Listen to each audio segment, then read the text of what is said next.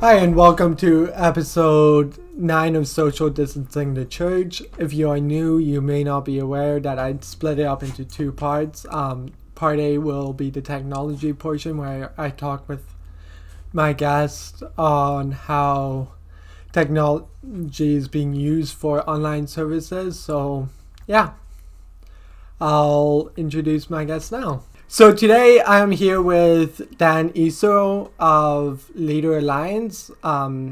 It's a small farming community in western Saskatchewan, and current stage of reopening plan for Saskatchewan right now is 4.2, which requires distancing requirements. Congregations are capped at 150 or whatever you can socially distance at, and singing with masks are required. Yeah. Is there anything else you want to add there, Dan? I think you've got us pegged. Yeah. Yeah. So, starting with the first question, how did you transition to not being able to hold services in person? Very quickly. We had been streaming our services through Facebook for quite a while already, and so when the time came, we kind of had the rudimentary pieces already there, and then we were going to hold services up until that Sunday. I can't remember the date actually, mid-March, and then the legislation changed, or the announcement came very quickly, and so we sent a message out to everybody. We did it on Facebook, and then we put signs up on the door, and the transition was. It was within 48 hours from the announcement to the moment we closed services. So it was a bit of a shock because we had thought it would be more of a gradual transition. Yeah, that was kind of what I've heard from every church. Is it was very much a sudden shock in where you have to transition extremely quickly. Mm-hmm. And so you kind of mentioned you were already on Facebook and doing services there. Right. What was your online presence before COVID? It was very simple. I mean, we have snowbirds and people who go camping in the summertime, so we always wanted to do something for them, and we also have shut-ins in our communities. We were thinking of ways. When I came, I've just been here a year, of ways of connecting with people who can't physically be here. And so I think the first or second Sunday, we just took a phone and put it in a little frame and did Facebook Live. So it was very simple because it's one or two clicks. You don't need a lot of hardware. You don't need really a lot of expertise. So that structure was already in place. And so it was the beginnings of it. And then once, of course, things were shut down, we realized we needed to increase or up our game substantially. Okay. And so it seems like you were primarily on Facebook. Was there other platforms you were really working on? Yeah, and then we realized that not everybody was in our Facebook group, that Facebook groups are limited to people who have Facebook, and not everybody is, everybody my age maybe, but not everybody's on Facebook. And YouTube was a broader platform and it was more open. And so we transitioned over to YouTube, and then we would just put a link from our YouTube channel onto our Facebook page. So I think it broadened who could access what we were producing, working on. Yeah, that's something I've found as well, is that it very much having YouTube, it's cross-platform. Like, everybody's on YouTube, not everybody's on Instagram, not everybody's on Facebook, but YouTube's the one where everybody is on. So yeah, it's a broader access for sure. Okay. What difficulties have you had in transitioning to online? Because like rural churches, you have the reputation of being low tech. So what struggles have you faced, and how did you solve them? Oh boy, you're right. There is kind of a perception of rural churches as being antiquated or disconnected, and every reputation is born of some level of reality. So that's a fair statement. We had three or four I'll kind of run them through them quick. First is just the hardware issue. We didn't have hardware. I mean, all we had was a phone. So we had to up our hardware game very, very quickly. Now, it's very fortunate. My brother-in-law is the former AV guy from Centre Street Evangelical in Calgary. Now, he's no longer there, but he's an IT guy by trade. So I just gave Jack a call, and Jack said, I'll send you this, I'll send you this, I'll send you this. This is what you need. And then we could do conversations and chats. So the hardware end of it, we had an ace in the hole through Jack. And that's really helped us.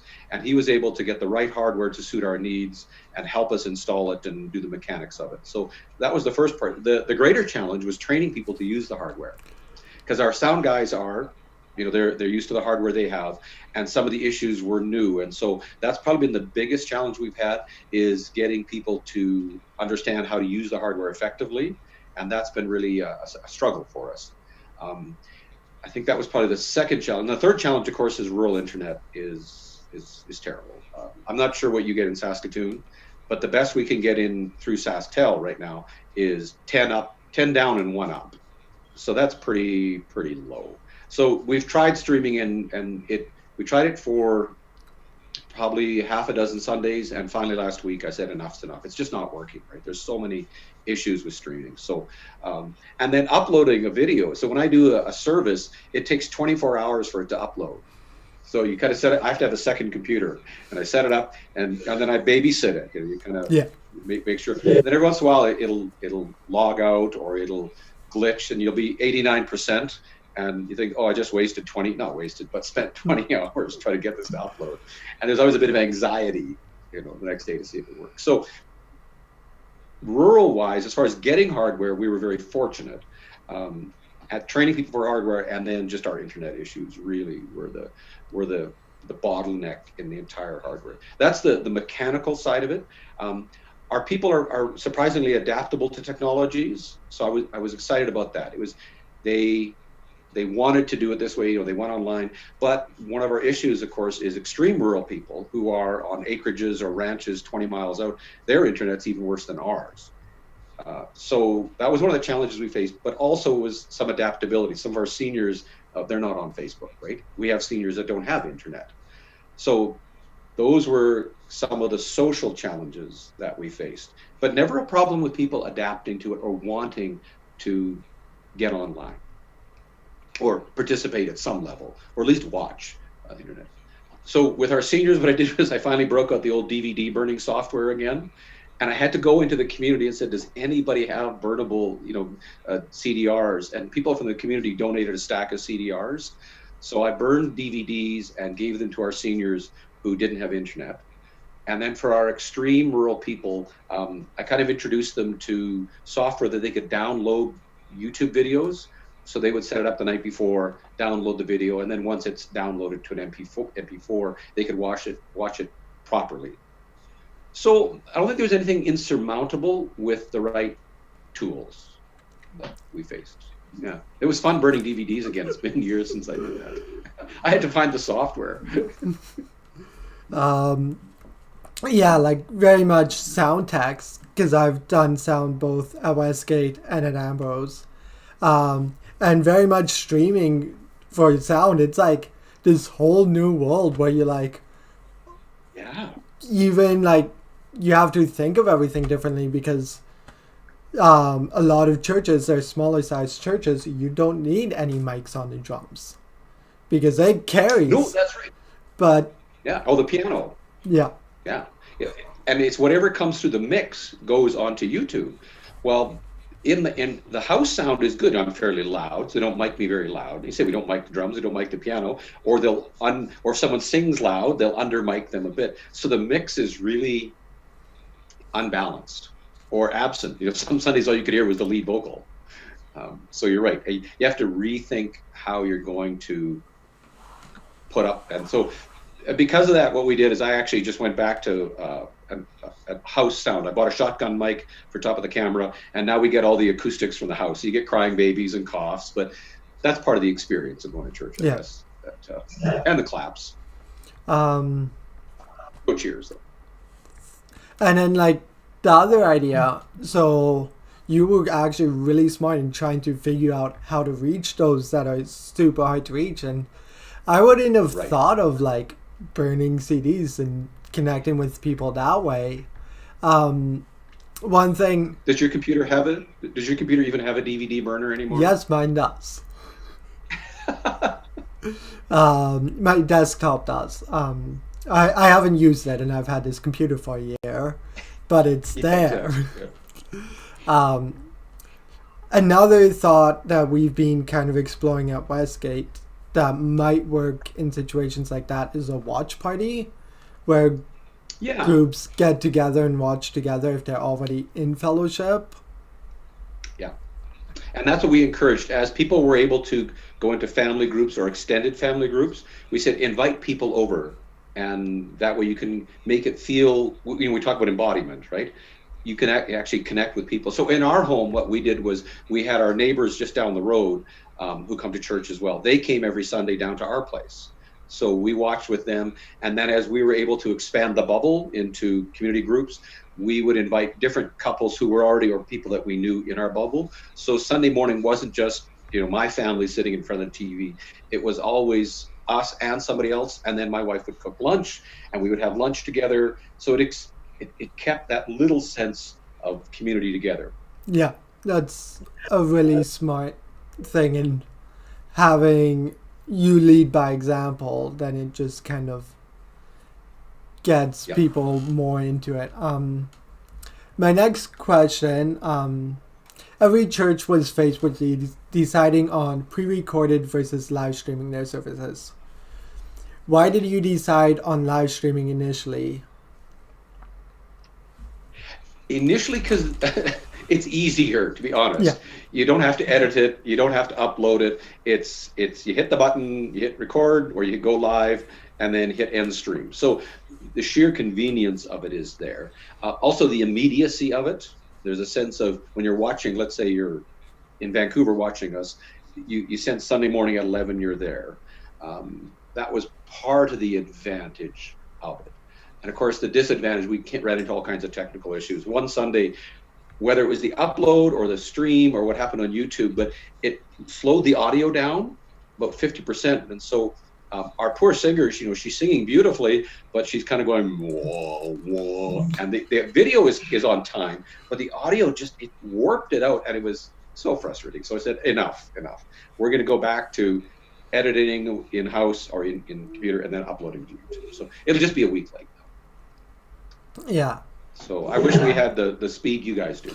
Even we've had problems like at Ambrose one day, middle of Calgary, I was streaming for the chapel back in March, maybe early April. And my upload speed was 1 megabyte per second. Yeah, that's the best we can do. Yeah, you very much realize, this even in a metropolis like Calgary, you're not guaranteed internet either. So having something like pre-recording where you guys are struggling to begin with, it gives you a safety net. Yeah, and the advantage of pre-recording is you can do do-overs if there's a problem, or you can edit out, you can transition, you can do some things. Live is just, because we're doing it with one camera, right? It's a single shot. And if you do it pre-record, you can do multiple shots, you can do transitions and add a little of those technical flourishes that a single camera shot can't do. Yeah. The other thing is you can also do do-overs, and then you go through your sermon 2 or 3 times because you're nitpicking. That's right. Yeah, exactly. You can say, I didn't like that. So the nice thing about a stream is you just go once and you stumble over your words. Oh, well, you got to keep going. Mm-hmm. Or the dog barks in the background, and it's funny what people pick up on. There was one where we did it out of our living room in front of the fireplace, and the cat walked in, and I tracked the cat as he was coming in, and people said, "What were you looking at?" You're like, "Oh, wow, people are paying attention to what's going on." I said, "Well, actually, I was just because he was about to climb my leg, right?" So, people do pay attention. So while we've talked about like all the negatives of the technical hurdles, what aspects of online services have you been enjoying? And what are some strengths that you have been noticing in an online format? I guess the thing everybody's talking about is the access people are having. We know from our metrics and from emails and conversations we've had with people that we're reaching a broader group of people. We have people in Vancouver watch us and people in Ontario watch us. So obviously it removes the geographic limitations of your community, which is really neat. And I've had some interesting chats and conversations and connections with people, fairly broad across Canada. So, at our peak, we were having around over 200 views. Now, of course, we know not everybody hangs out the whole time, but we went from 50 people on a Sunday to 200 views on a Sunday. So there's obviously a deeper and broader connection. That I think that's one of the great strengths of it. I love the creativity it allows for you, because you can pick up the camera and go outside. Our early series was called "The Location is the Lesson." So I did one in a butcher house, I did one in my bike shed, I did one out in the field, and so it creates a lot of variety to it, which is you can't do on a Sunday morning, right? So that was kind of neat. I love the freedom of that, and I love being able to include elements that you can't always do live. So we did a series called 10 minutes or 12 minutes turned into half an hour where I would interview people. And we would do those privately, knowing full well they would be broadcast publicly. But it allowed for some intimacy, and people were more open than it would be if I sat them on a platform in front of 50 people. They're not going to be as transparent or as comfortable. So it allowed a variety of elements, and will continue to do so, that we simply can't do in a single service setting. So I love the variety, opportunity for creativity, those kind of things that really online allows you to do. Yeah, and you mentioned partially the intimacy, and it's also, while it allows people to open up more, it also allows people to join in on services that they wanted. In a previous episode I've done, they were having people who wouldn't come up on a stage, but they were doing it over a Zoom-like program, and people were willing to do a prayer on their living room couch in front of the entire congregation, but they wouldn't go up onto the stage. Absolutely, yeah. It removes that fear barrier. We all talk about people's fears, and public speaking continues to be one of people's greatest fears, and it alleviates that or removes that obstacle for people. Yeah, good point. And then my next question is, how have you maintained a sense of community? Because that's a big struggle people are finding just in general, is a lack of community during these times. So absolutely. What have you been doing at Leader Alliance to maintain community? I think of all the things, and within your question, whether we get to it or not, is the sense of embodiment, right? The word becomes flesh, and how the church is this living body working together. And when we take away that corporeal element, what does it do to community? I think that's really the issue that's coming out of this, and the one we're all talking about. But I think that's the biggest hurdle. I'm not sure if anybody, I don't think we did it well, and I'm not sure if anybody is doing it well of maintaining or building community. And we have to be careful how we define that term within this digital format. I mean, we do things like we posted just about every day on Facebook to our Facebook group, either a video or a link, or even we did PDF arts and crafts for the kids. So that was early. We tried to maintain those connections. Certainly email everybody as much as we can. It's part of the hardest thing, and I would say least successful thing that we've done. Yeah, you can get the message out in all kinds of medium. I'll tell you a funny story. We had a guy who was sort of coming to church, but sort of not coming to church. And finally one Sunday he came, and I said, hey, just get you to stand up. And I said, take out your phone. Yeah, I said, find me a better preacher than I am. And he chuckled, right? You can find something pretty quick. I said, find better music than we. I went to YouTube. I said, but can you find this? And then I hugged him. And he said, right. And the congregation kind of chuckles and laughs, but they get the point. You can find, as far as resources, all kinds of better things, but you can't get that human contact that we long for outside of community. Yeah. So I would say not well. Yeah. That's kind of one of the things where it's like trying to figure out how to build community online is a lot of what churches are struggling with. And even as this is now the 9th episode I've done, and that's one of the questions where people are struggling. All the different pastors I've talked to, they're struggling on finding an answer for that. Yeah. Yeah, I think we have to define the word community within the question. I mean, I belong to several online communities that are really beneficial. We chat about things, there's support groups, and so I find community with those, but they're different than me sitting having coffee with you across the table, right? Yeah. And so I think we need to define community.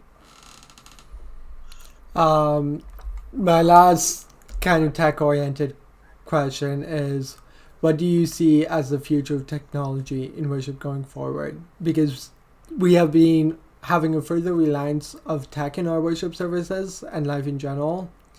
And once the restrictions have ceased, how do you predict the church will negotiate the relationship with technology?